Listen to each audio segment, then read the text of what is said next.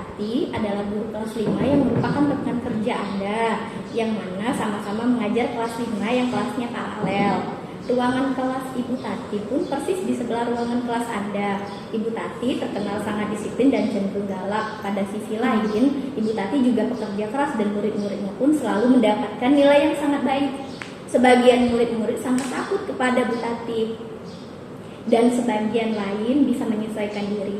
Kepala sekolah Anda dan orang tua murid pun sangat menghargai Bu Tati. Suatu hari, Anda mendengar tangisan seorang murid dan pergi keluar untuk melihat asal suara tangisan tersebut. Anda melihat seorang murid perempuan kelas 5 sedang berlutut di atas bebatuan sekolah yang sangat panas hari itu, menghadap di depan pintu kelas Ibu Tati. Anda melihat Ibu Tati tampak tidak menghiraukan suara tangisan muridnya dan tetap mengajar seperti biasa. Namun, Anda bisa melihat bahwa beberapa murid di kelas Ibu Tati mencoba untuk mencuri pandangan keluar kelas melihat temannya yang sedang menangis dan berlutut di terik matahari.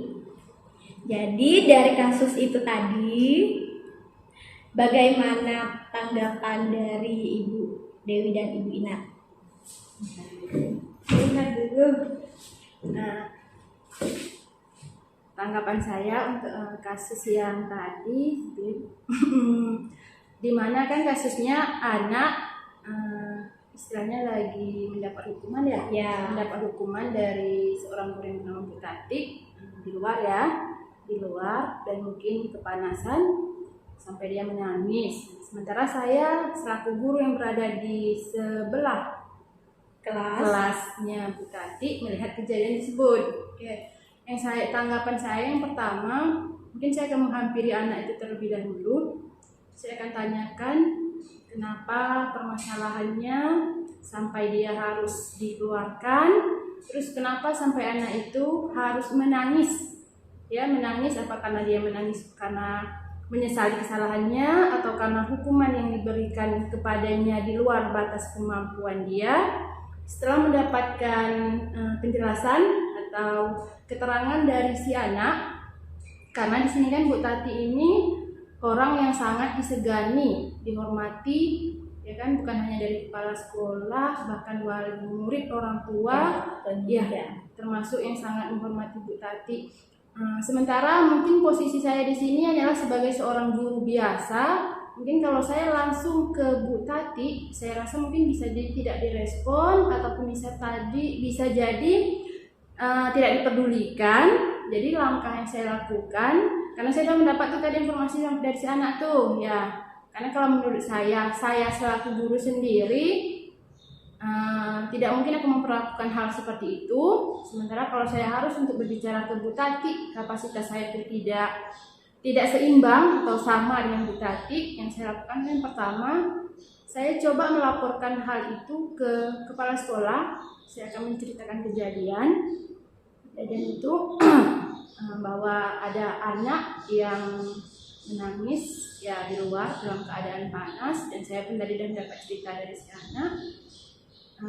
Nanti menurut saya biar kepala sekolah yang mengambil tindakan atau keputusan bagaimana dia berbicara atau menyelesaikan masalah itu ke Bu Tati. Karena kalau menurut saya selaku guru sendiri, mungkin itu terlalu kelewatan terlalu kelewatan karena melampaui batas kemampuan seorang anak, apalagi itu siswa perempuan. Mungkin anak itu menangis Jadi itu tanggapan dari Bu Ina, mau bertanya dulu kepada anaknya mengapa sampai anak tersebut dihukum seperti itu. Lalu bagaimana pendapannya Bu Dewi terhadap kasus yang dialami oleh anak yang sedang dihukum oleh Bu Tati tadi? Kalau saya sama dengan Bu Ina saya bertanya dulu sama anak kenapa dia menangis, kenapa dia dihukum. Karena kalau saya langsung bertanya kepada Tati itu kan dia tentang bagaimana dia di kelas. Nah, itu kan terhadap dia sama anak itu urusan dia di kelas. Nah, jadi saya tidak perlu ikut, jadi hanya saya perlu melihat bagaimana kondisi anak itu karena panas. Kasihan kan anaknya kena panas, jadi apalagi udah nangis kan.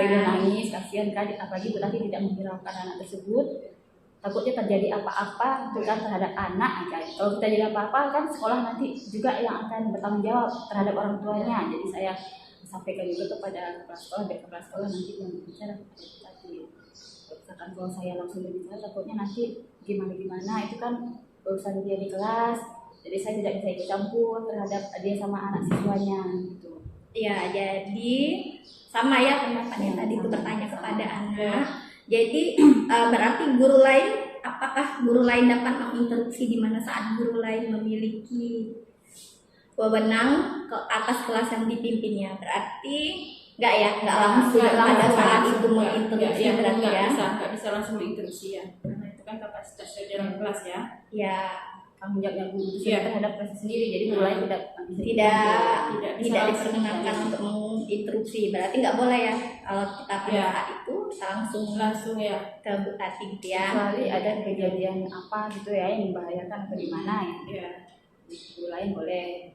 Misalnya anak itu tadi memang udah pingsan, jadi kan kita harus itu langsung bilang sama Bu Tati, Bu Tatinya. ini kok gimana gitu. Ya, benar sekali ya. Ya, misalnya di dalam kelas Bu Ina terutama Bu Dewi sendiri, jika ada anak yang melakukan kesalahan mungkin tidak mengerjakan tugas, bagaimana sikap yang diambil oleh Bu Ina dan Bu Dewi? Saya dulu apa Anda dulu? Anda dulu aja.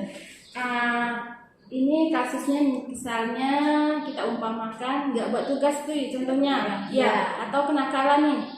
Yang mana tidak buat tugas. Oke, misalnya contohnya tidak buat tugas. Selama ini jika ada anak salah gitu, apa tidak? Misalnya di kelas, kita kan hari ini yang satu kelas tuh kerjaan rumah, terus ada salah satu anak tidak mengerjakan tugas.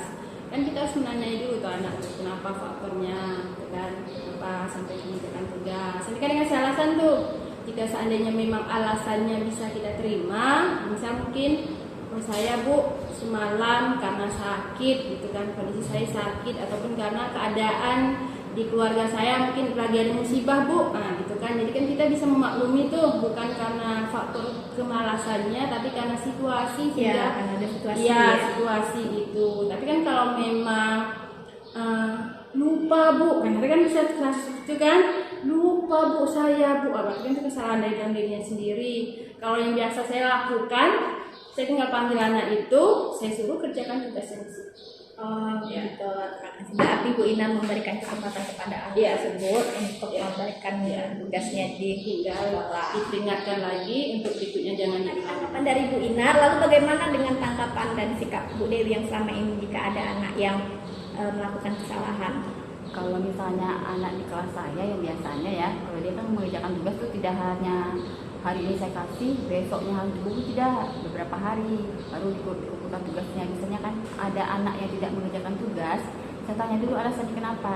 Jadi kalau dia alasannya cepat, saya langsung kasih kesempatan dia untuk mengerjakan tugasnya PR itu tersebut di rumah. Dikasih waktu tambah lagi, tapi waktunya itu tidak seperti sebelumnya, misalkan 2 hari, tapi hari ini dikerjakan, besok harus dilakukan di bawah sekolah gitu. Jika tidak dikerjakan maka tidak ada nilai. Ya, itu demi untuk mendidik kedisiplinan anak ya. Mereka tahu tanggung jawabnya. Dan yang hukuman seperti yang diberikan oleh Bu Tati tadi itu sebenarnya layak atau tidak? Kalau menurut saya tidak layak, karena kasihan ya. Tidak layak ya berarti kan? Ya, karena terlalu ekstrim ya. Apalagi panas-panasan, kemudian fisik anak tidak mendukung kan, tapi kita terjadi apa-apa ke depannya gimana gitu. Kalau kita mau kasih hukum kasihan. Kalau untuk anak ya, apalagi anak SD kita kasih tidak terlalu berat.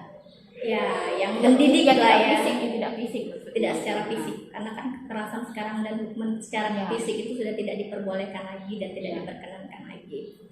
Baiklah, demikianlah wawancara dan bincang bersama Bu Dewi Poppy dan Ibu Narmiza. Terima kasih para CGP hebat. Itu tadi kasus di modul 3.1 pengambilan keputusan yang berdampak pada murid. Assalamualaikum warahmatullahi wabarakatuh. Waalaikumsalam.